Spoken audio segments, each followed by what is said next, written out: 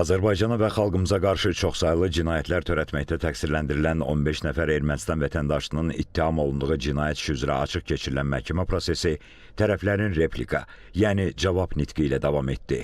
Əvvəlcə dövlət ittihamını müdafiə edən prokuror müdafiəçilərin çıxışlarında səsləndirdiyi arqumentlərə münasibət bildirdi.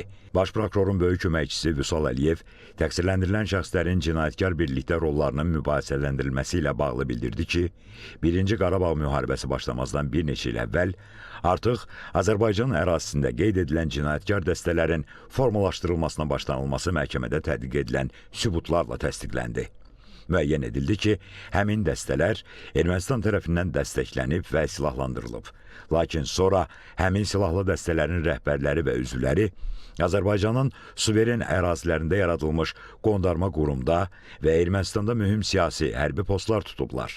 Yəni həmin dəstələr təsadüfi, özbaşına birliklər deyildi və sonradan da Azərbaycan torpaqlarını işğal edən Ermənistan ordusunun tərkib hissələrinə çevriliblər. Təqsirləndirilən şəxs David Manukyan, Şuşa batalyonunun üzvü, David İşxanyan 28-ci Martuni batalyonunun komandiri olub.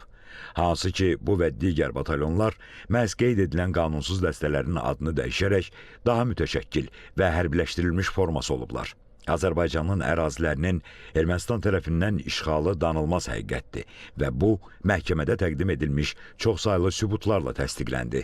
Lakin bu fakt onun formalaşdırdığı cinayətkar birliyin əsas fiqurlarından olan hazırki təqsirləndirilən şəxslərin məsuliyyətini azaltmır və onları məsuliyyətdən azad etmir. Çünki qeyd edilən çoxsaylı cinayətlər Ermənistanın hərbi və siyasi rəhbərliyinin təşkilatçılığı və dəstəyi ilə törədilsə də, hazırki təqsirləndirilən şəxslərin müxtəlif faktlarda qoşulduğu cinayətkar birliyin də iştirakı ilə baş verib. Zərər çəkmiş şəxslərin nümayəndəsi Şaiq Hüseynov isə dedi ki, təqsirləndirilən şəxslərin istisnasız olaraq hamısının təqsiri məhkəmə istintaqında tam sübuta yetirildi. Təkcə təqsib edilməz bir fakt qeyd etmək yetərlidir ki, iş üzrə təqsirləndirilən şəxslər tərk silah edilməklə saxlanıldıqları zaman ya onların üzərində, ya da yaşayış yerlərində aparılmış axtarış zamanı müxtəlif növ silah və döyüş sursatı aşkarlanaraq götürülüb. Zərər çəkmişlərin digər nümayəndələri Aydın Hacıyev və Rauf Abdullayev də təqsirləndirilən şəxslərin əməllərinin